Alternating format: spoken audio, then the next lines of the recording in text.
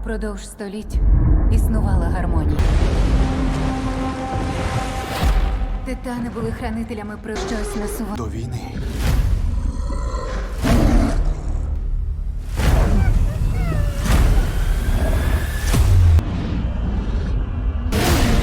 Їм не потрібно дружити. Їм потрібно об'єднатися. От tepер я бачу. Di sebuah versi bumi di mana monster raksasa yang dikenal sebagai Titan, sering bertarung. Salah satu makhluk raksasa itu adalah King Kong, dia hidup di tempat yang disebut Hollow Earth.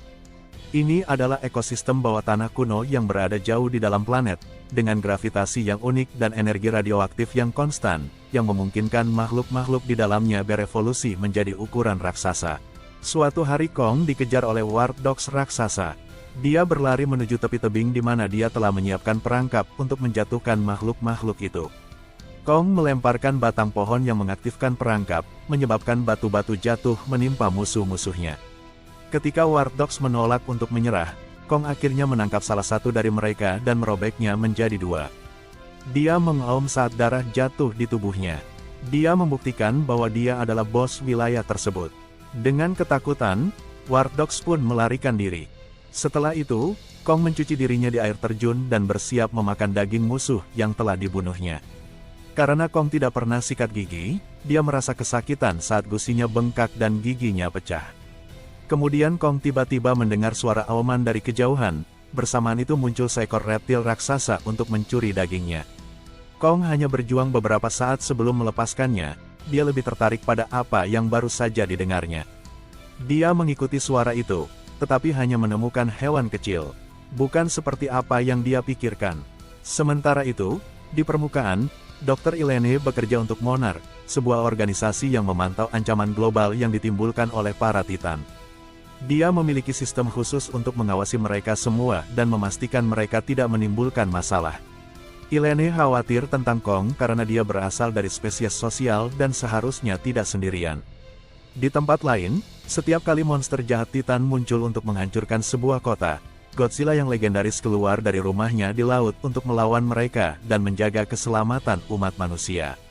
Sementara itu di Roma, monster raksasa mirip laba-laba mulai menakuti jalanan, dan Godzilla segera muncul untuk menyerangnya dan menghancurkan hingga merusak beberapa gedung. Setelah melemparkan makhluk itu, Godzilla menghancurkannya dengan napas atomnya. Dia merayakan kemenangannya dengan auman dan pergi tidur siang di dalam Kolosseum. Di pos Monarch di Hollow Earth, para peneliti mendeteksi adanya energi tinggi yang datang dari lubang di perangkap War Dog dan Kong. Ilene segera diberitahu tentang hal ini dan dia terbang ke titik akses Hollow Earth di Barbados, di mana Direktur Hampton menunjukkan puncak yang sangat tinggi pada array sensor mereka. Sementara itu, di Akademi Basis Monarch, putri angkat Ilene, Jia, merasa kepalanya pusing di kelas. Dia menutup matanya, dan tangannya bergerak sendiri menggambar sesuatu. Hingga tampak salju turun di dalam ruangan. Tiba-tiba dia mendapatkan penglihatan goib, yang memperlihatkan para Titan. Guru sekolah pun segera membangunkannya, dan mendapati di mejanya terlukis gambar-gambar yang aneh. Setelah kelas usai, Jia harus membersihkan mejanya, dan para guru memberitahu Ilene bahwa Jia kesulitan untuk menyesuaikan diri. Dengan menggunakan bahasa isyarat, Ilene mencoba berbicara dengan Jia. Jia mengatakan bahwa dia khawatir tentang Kong. Dan dia merasa seperti tidak memiliki tempat di dunia permukaan. Ternyata Jia adalah anggota terakhir dari suku Iwi dari Skull Island, rumah asli Kong. Kemudian di rumah, Ilene menyadari bahwa gambar-gambar Jia cocok dengan puncak-puncak dari array sensor. Pada saat yang sama, di Hollow Earth, sebuah Titan yang tidak diketahui menghancurkan pos tersebut. Ini membuat Jia terbangun dari mimpi buruk. Ilene pun meyakinkan bahwa semua baik-baik saja. Keesokan harinya, Ilene pergi ke Miami untuk menemui Bernie, seorang podcaster konspirasi yang pernah membantunya dengan masalah Titan. Dia setuju untuk bekerja sama lagi, dengan syarat dia bisa mengunjungi Hollow Earth. Pada saat itu, Ilene menerima peringatan tentang lonjakan energi lain yang bahkan Godzilla pun ikut merasakan. Godzilla itu segera meninggalkan Roma untuk mencari sumbernya. Pada saat yang sama, titik akses terbuka dan semua orang pun panik, tetapi ternyata itu Kong, yang meminta bantuan untuk giginya yang sakit. Sementara itu para ilmuwan segera memberikan Kong obat penenang, dokter hewan Trapper terbang menggunakan pesawat khususnya dan menggunakannya untuk mencabut gigi Kong, dan menggantinya dengan logam yang sangat kuat. Bernie segera memberitahu Ilene ketika dia menyadari bahwa setiap puncak cocok dengan Titan yang muncul di permukaan. Analisisnya menyimpulkan bahwa energi ini adalah panggilan darurat dari Hollow Earth. Hampton memberikan izin tim untuk turun ke sana. Pilot Michael pun membawa Ilene, Bernie, Trapper, dan Jia di pesawat canggihnya. Mereka segera mengikuti Kong ketika dia melompat kembali ke titik akses. Perjalanan penuh dengan cahaya yang aneh dengan getaran yang kuat membuat Bernie merasa mabuk. Perjalanan itu cukup aman dan segera mereka sampai di Hollow Earth. Sekelompok burung raksasa mulai terbang di dekat mereka. Trapper menjelaskan bahwa mereka tidak berbahaya, dan dia mengaktifkan kamuflase di pesawat untuk menyatu dengan mereka. Sementara itu, tim Monarch terburu-buru ke Prancis, di mana sebuah pembangkit listrik tenaga nuklir terbakar. Para tentara menemukan jejak kaki raksasa di dekatnya dan menemukan bahwa Godzilla ada di sana menyerap semua radiasi untuk mengisi tenaganya. Saat tubuhnya mulai bersinar, jet-jet Monarch terbang untuk mencoba menghentikannya, tetapi Godzilla menepis mereka dan menjatuhkan mereka semua dengan mengeluarkan energi biru. Hampton memberitahu Ilene bahwa Godzilla jelas sedang mempersiapkan sesuatu, tetapi koneksi segera terputus karena perbedaan energi di Hollow Earth. Tim Ilene yang tiba di pos Monarch dan sangat terkejut ketika menemukan semua ilmuwan tewas dan bangunan itu hancur total. Ada jejak kaki berdarah di dinding batu yang bukan milik Kong, dan Trapper mengatakan itu adalah panggilan untuk perang. Mereka menemukan kamera pengawas yang tidak rusak, dan berharap bisa mendapatkan jawaban. Di tempat lain, Kong mengambil kapaknya sebelum melompat ke dalam lubang yang dia buat beberapa hari yang lalu. Di sana dia menemukan banyak kristal bercahaya, tetapi juga tulang-tulang makhluk seperti dirinya. Setelah mendengar beberapa auman dari kejauhan, dia menyeberangi air terjun dan menemukan sebuah dunia bawah tanah yang belum pernah dia ketahui. Lalu muncul bayangan yang mulai bergerak ke arahnya. Dan dia terkejut ketika bertemu dengan primata muda bernama Suko. Kong mencoba mendekatinya dengan damai, tetapi Suko menggigit tangannya dan memanggil lebih banyak kera untuk menyerang. Mereka menjatuhkan Kong dan dengan cepat melucuti senjatanya. Kemudian dengan menggunakan kapaknya, mereka melawan Kong, tetapi Kong masih lebih kuat dan dengan mudah mendorong mereka pergi. Ketika Suko melompat ke wajah Kong, dia menangkapnya dan menggunakannya sebagai tongkat untuk memukul kera-kera lainnya. Saat mereka bertarung, salah satu kera hampir jatuh dari tebing, tetapi Kong menangkapnya dan menariknya ke tempat yang aman. Namun, kera yang tidak berterima kasih itu mencoba menusuk Kong dengan belati tulang, jadi Kong menendangnya jatuh dari tebing.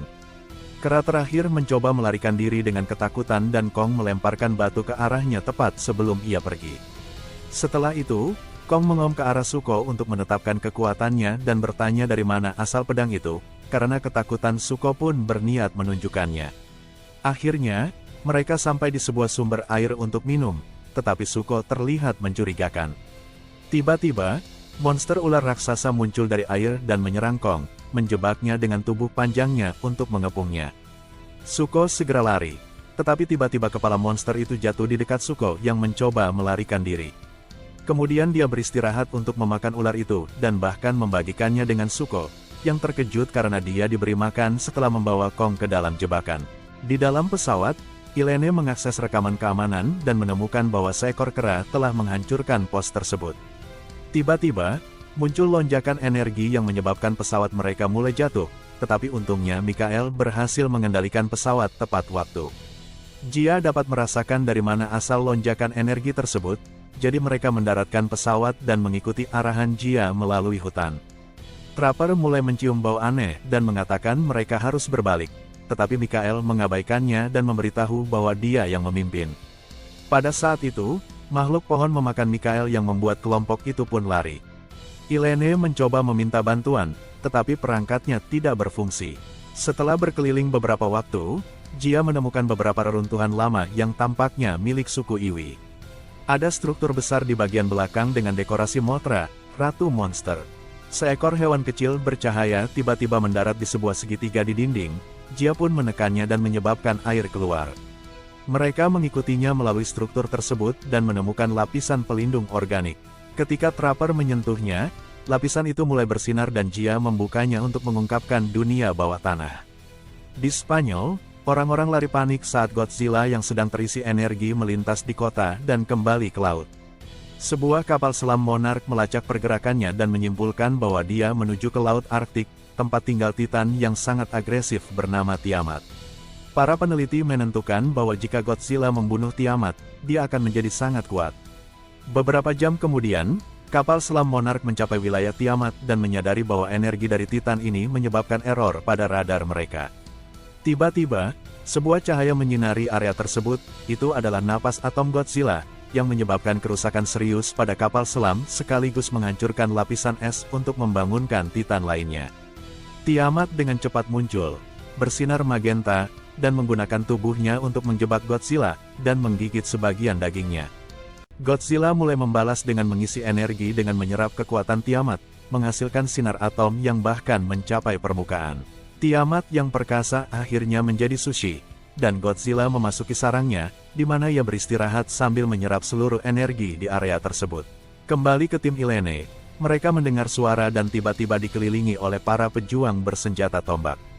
Namun, mereka juga mengenali Jia, dan memutuskan untuk membawa kelompok itu bersama mereka. Mereka tiba di sebuah gua bercahaya dan menyadari bahwa ini adalah peradaban Iwi, yang berkomunikasi satu sama lain melalui telepati. Di langit-langit mereka memperhatikan berbagai portal pusaran, yang dapat membawa mereka ke seluruh penjuru bumi. Pemimpin suku menyentuh tangan Jia dan mereka berbagi kenangan. Pemimpin itu menunjukkan kehidupan suku tersebut, dan sebagai balasannya Jia menunjukkan kehidupannya di permukaan. Pemimpin itu senang dan memerintahkan penjaganya untuk membebaskan anggota tim yang lainnya. Kelompok itu dibawa ke formasi kristal, dan Ilene menyadari bahwa sinyal darurat datang dari sini. Mereka mengirimkannya dengan kristal besar untuk memperingatkan Godzilla tentang bahaya yang akan datang. Lebih jauh di dalam kuil Iwi, air khusus dituangkan untuk menerangi tempat tersebut, mengungkapkan sejarah Iwi di dinding yang kemudian diterjemahkan oleh Ilene. Dulu, kera besar adalah pelindung umat manusia, tetapi seorang pemimpin yang kejam bernama Raja Scar, memimpin pasukan kera untuk mencoba menyerang dunia permukaan dalam peperangan melawan Godzilla dan spesiesnya. Godzilla turun tangan dan menjebak Raja Scar beserta pasukannya di Hollow Earth untuk mencegah mereka menyerang lagi. Namun, bahaya ini akan kembali dan sekarang Godzilla sedang mempersiapkan diri untuk itu. Hanya keturunan langsung dari Iwi yang dapat membangkitkan kembali Ratu Mothra untuk membawa kedamaian. Sementara itu, Kong mengikuti Zuko di atas jembatan yang terbuat dari tulang dan memasuki area yang sangat panas di mana dia terkejut menemukan kera besar lainnya yang diperbudak dan dipaksa bekerja keras. Ketika seorang penjaga menghukum seorang pekerja, Kong datang untuk membantu. Penjaga tersebut malah marah-marah. Akhirnya Kong memukul kera itu hingga terkapar, dan menyuruh untuk memanggil pemimpin yang bertanggung jawab. Pada saat itu, Raja Scar muncul dan melihat gigi logam Kong, yang membuat semua kera tertawa padanya. Kemudian Raja Scar mencoba menghukum Zuko karena membawa Kong, dan seekor kera pekerja membela dia.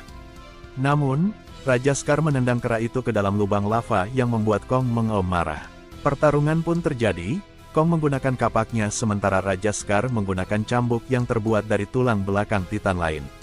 Senjata ini hampir mencekik Kong sampai mati, namun dia berhasil menangkap Raja Scar dan melemparkannya. Tidak mau kalah, Raja Scar menggunakan kristal bercahaya di ujung cambuknya dan memperkenalkan Simo, Titan yang dapat mengeluarkan es. Kristal cambuk itu menyebabkan Simo merasa sangat sakit, sehingga terpaksa mematuhi Raja Scar. Simo segera menyerang Kong dengan laser esnya, namun Kong berhasil menangkis dengan kapaknya.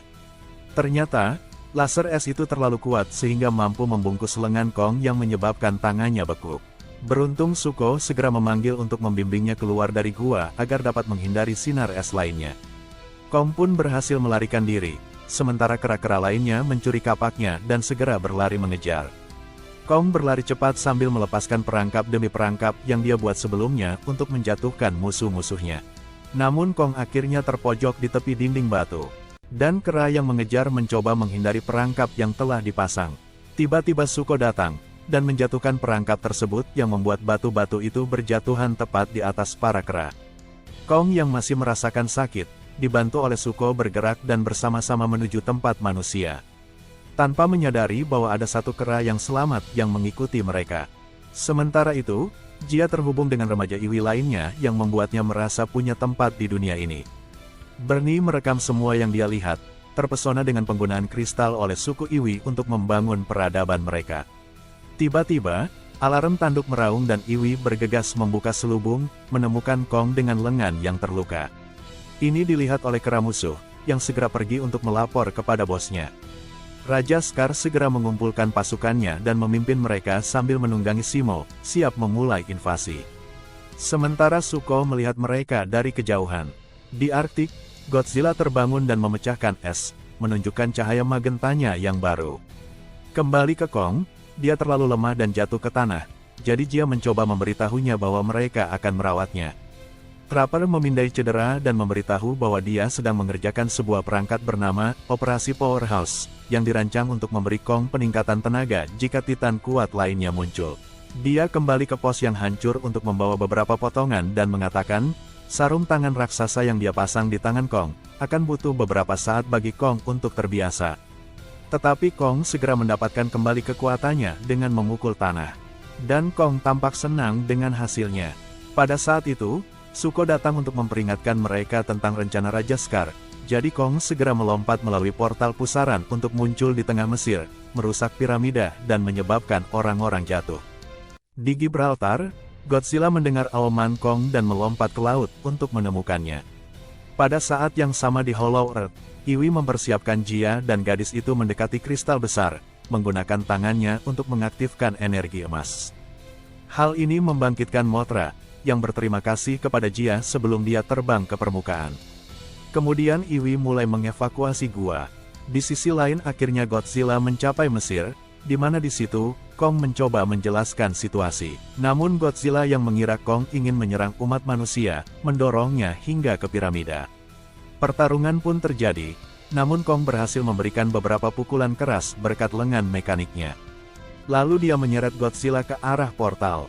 Godzilla yang tiba-tiba bersinar mengeluarkan napas atomnya, menembakkan lasernya hingga menghancurkan piramida. Dia terus-menerus menginjak Kong hingga tak berdaya.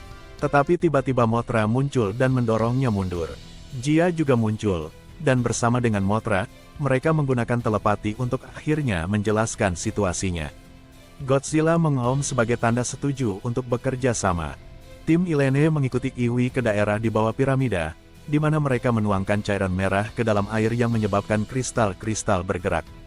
Hal ini diharapkan akan menciptakan dorongan gravitasi yang dapat menahan titan-titan jahat. Pada saat itu, Raja Scar merobek selubung dan masuk, membuat Simo membekukan kristal-kristal tersebut sebelum semuanya selesai. Trapper naik ke pesawatnya dan membawa banyak burung raksasa, yang menyerang pasukan kera dengan bioelektrisitas. Sementara yang lain melarikan diri menggunakan pesawat Trapper, Simo kembali mengeluarkan es untuk menakuti burung raksasa. Untungnya, Godzilla dan Kong muncul tepat waktu, mereka melompat untuk menemui Raja Scar dan Simo. Pada saat yang sama ketika kristal-kristal melepaskan dorongan gravitasi. Gravitasi menyebabkan titan-titan melayang, tetapi itu tidak menghalangi mereka untuk terus menyerang satu sama lain kapanpun mereka memiliki kesempatan. Beberapa tentara kera mencoba bergabung dalam pertempuran, jadi Zuko juga melompat, melemparkan batu-batu untuk menghalau mereka. Simo menembakkan es ke arah Godzilla dan hampir membekukannya. Namun Mothra mengalihkan perhatiannya dan Godzilla memecahkan es dengan muatan magentanya. Sementara Zuko menendang seorang penjaga kera ke kematiannya. Kong mengambil kembali kapaknya dari Raja Scar. Tetapi sayangnya Kong kehilangan kapaknya lagi ketika sebuah portal terbuka dan menyeret semua titan ke Brasil. Orang-orang di pantai langsung lari ketakutan ketika gelombang membeku dan para titan menembus es. Raja Scar memerintahkan Simo untuk melepaskan kekuatan esnya, menyebabkan langit menjadi gelap. Godzilla datang dan menembakkan sinar atom ke Simo. Pada saat yang sama Kong memukul Raja Scar hingga membuatnya kehilangan gigi. Pertempuran terus berlanjut antara keempat titan yang saling melemparkan satu sama lain. Setelah Raja Scar melempar sebuah gedung dengan cambuknya, dia dan Simo menyerang Kong bersama-sama, memaksa Kong terus-menerus menggunakan sarung tangan untuk melindungi dirinya dari serangan sinar es. Pada saat itu, Godzilla yang selesai mengisi energi menembak Raja Scar, tapi dia berhasil menghindar dan membalas dengan cambuknya. Namun Godzilla menangkap cambuk itu, mematahkannya, menyebabkan kristal itu lepas. Sementara Kong masih berada di bawah tembakan sinar es Simo, Godzilla kembali menembak Raja Scar, yang melompat untuk mengambil kristal itu. Namun Godzilla menembaknya hingga membuat kristal itu terjatuh. Kemudian, Godzilla melompat ke Zemo untuk menyerangnya sementara Kong dan Raja Scar mulai bertarung untuk berebut kristal itu. Tiba-tiba, Zuko muncul dengan kapak dan menghancurkan kristal itu, yang memunculkan gelombang kejut yang melemparkan semua Titan. Zemo pun pulih dan menyadari bahwa kristal tersebut sudah tidak berada di bawah kendali Raja Scar lagi. Ketika Kong dan Godzilla mulai melemparkan Raja Scar seperti bola tenis, Zemo mengeluarkan sinar esnya dan membekukan tuannya sebagai balas dendam. Dan Kong melemparkan Raja Scar ke tanah untuk menghancurkannya hingga mati. Sementara Godzilla menggunakan napasnya untuk membersihkan langit. Dengan pertarungan akhirnya selesai, Mothra membawa Jia kembali ke Hollow Earth dan gadis itu memastikan bahwa dia ingin terus tinggal di permukaan bersama Ilene. Mothra memperbaiki selubung tersebut, dan Godzilla yang kelelahan kembali beristirahat di Colosseum. Kong dan Zuko menunggangi Zemo kembali ke suku kera, di mana Kong mendapatkan rasa terima kasih dari para budak dan menjadi pemimpin baru mereka.